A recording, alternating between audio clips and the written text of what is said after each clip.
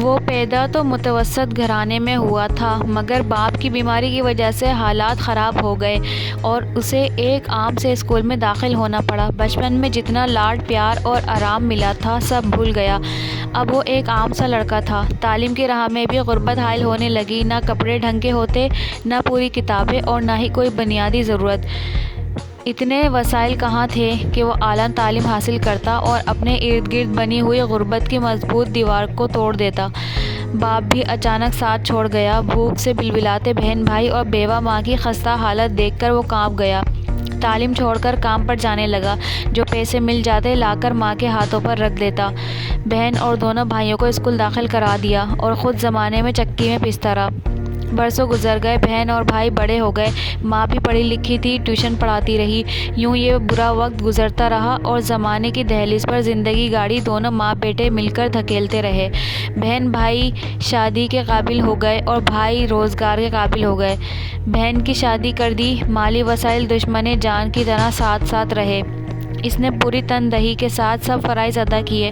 اپنی طرف دیکھا، کئی برسوں کی دھول چہرے پر تھی۔ بھائیوں کے رشتے آنے لگے۔ اس نے سوچا ان کا بیاہ ہو ہی جائے۔ ماں تو اس کے ساتھ مصیبتیں جھیلتے جھیلتے بوڑھی ہو گئی تھی اور اب وہ کون سا جوان رہا تھا۔ بالوں میں سفیدی دوڑنے لگی تھی، آنکھیں چشمے کے لیے گلا کر رہی تھیں اور یہ سب کچھ غربت نے کر دیا تھا۔ ہائے غریبی تو کتنی بڑی ڈائن ہے، کئی جوانیاں نگل لیتی ہے، تجھے چین نہیں آتا، تیرا منہ کھلا ہی رہتا ہے۔ بھابیاں آ گئیں، بہن گھر چلی گئی اور بھائی کہاں پاس رہے۔ جہاں ملازمت تھی بیویاں ساتھ لے گئے اور اس پر ستم یہ کہ ماں چل بسی، اکیلا گھر کھانے کو دوڑتا۔ بہن واسطہ دیتی، بھیا شادی کر ڈالو، تم بھی آرام سے بیٹھو، ہمارے لیے ہی زندگی تباہ کر ڈالی۔ مجھ سے کون شادی کرے گا؟ تم شریف ہو، اپنا گھر ہے، کما کر لاتے ہو، بیوی کا تو پیٹ بھر ہی لوگے، شادی بہت ضروری ہے۔ اس نے دیکھا جگہ جگہ بکھرے ہوئے کپڑے، چند برتن، ماں کے جہیز کی پرانی سنگھار میز اور اسی کا پلنگ جس کی چمک دمک اب ختم ہو چکی تھی۔ کپڑے کا رنگ پھیکا پڑ گیا تھا اور شیشہ بھی اس قابل کہاں تھا کہ منہ نظر آئے۔ بے سر و سامانی اور غربت کا یہ رنگ اسے بڑا ہی گہرا لگا۔ بہن کوشش کر کے ہار گئی، کوئی بیٹی دینے کو تیار نہ ہوا۔ عمر زیادہ ہے، آمدنی کم ہے، کمزور ہے، گھر اچھا نہیں ہے۔ وہ یہ سن کر دل برداشتہ ہو گیا۔ غربت اس کا منہ چڑھا رہی تھی۔ کیوں میاں، کیا سوچ رہے ہو؟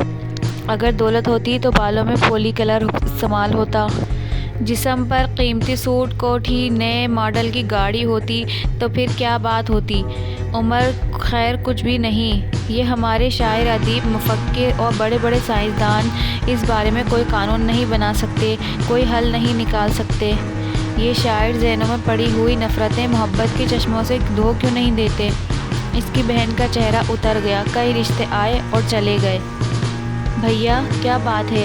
بس اب یہ رشتہ دیکھ لو، بڑے اچھے لوگ ہیں، سفید پوش ہیں، اس بار ضرور تمہیں پسند کر لیں گے۔ کیوں ہلکان ہوتی ہو؟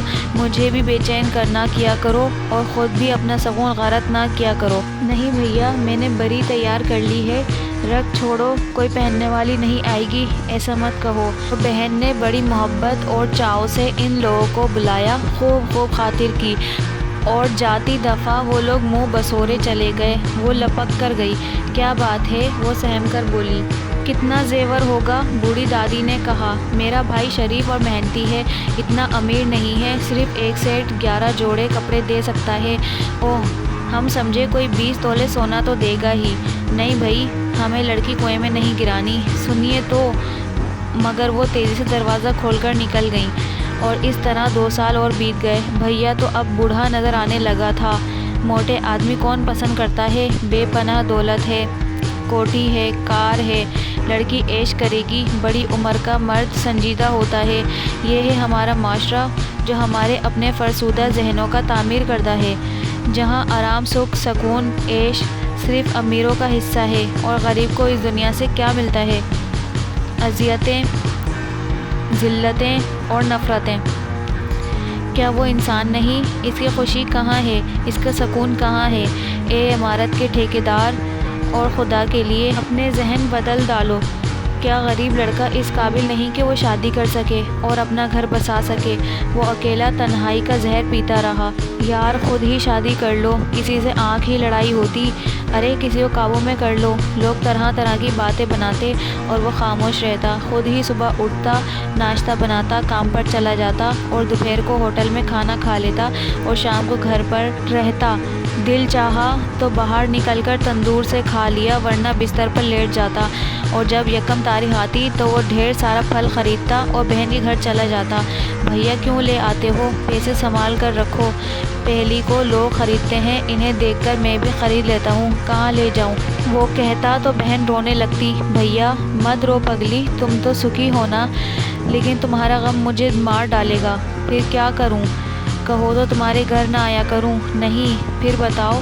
خدا کرے تمہارا گھر آباد ہو جائے۔ اب کہاں آباد ہوگا، 42 سال عمر ہو گئی ہے اور دیکھو تو بال سفید ہو گئے ہیں، کون لڑکی مجھے پسند کرے گی؟ وہ آزردہ ہو کر چلا گیا۔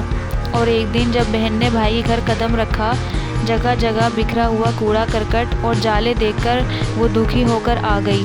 بہن کے منہ سے بے اختیار نکلا، یہ میرے بھیا کا گھر ہے جو شاید کبھی آباد نہیں ہو سکے گا، اور اس نے اپنے دل میں چھپا ہوا بے پناہ درد اندر ہی اندر سمو لیا۔